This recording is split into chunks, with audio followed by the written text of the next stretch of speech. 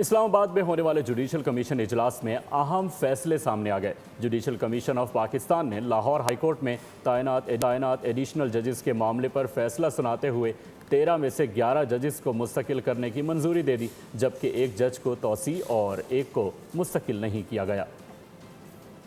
Chief justice Yahya Afridi की सरबराही में judicial commission का अहम इजलास। लाहौर हाईकोर्ट में तैनात एडिशनल जजेस की मुस्तकिली से मुताल्लिक अहम फैसला कर लिया गया। कमीशन ने 13 में से 11 एडिशनल जजेस को मुस्तकिल जज मुकर्रर करने की मंजूरी दे दी। इजलास में chief justice Lahore high court justice Aliya Neelam भी शरीक हुई, जबकि वफाकी वज़ीर कानून और अटॉर्नी जनरल पाकिस्तान ने भी इजलास में शिरकत की।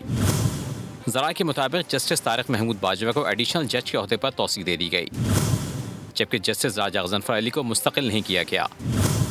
Justice Ambar Gul Khan, justice Waqar Haider Awan, justice Sardar Akbar Ali Dogar, justice Syed Ahsan Raza, justice Javed Iqbal, justice Jawad Zafar, justice Khalid Ishaq, justice Malik Ahmad Owais, justice Chaudhry Sultan Mahmood और जस्टिस तनवीर अहमद शेख शामिल हैं। ज़राए के मुताबिक 13 में से 9 एडिशनल जजेस को 10 फरवरी 2025 को तैनात किया गया था, जबकि 4 एडिशनल जजेस का ताल्लुक सेशन जज के कैडर से है। जुडिशल कमीशन के इन फैसलों के बाद लाहौर हाई कोर्ट में अदालती अमूर को मज़ीद मौसर बनाने और मुकदमात को बरवक्त फैसलों में बेहतरी की तवक्को की जा सकती है। सब्सक्राइब करें और बेल दबाएं ताकि कोई खबर रह न जाए।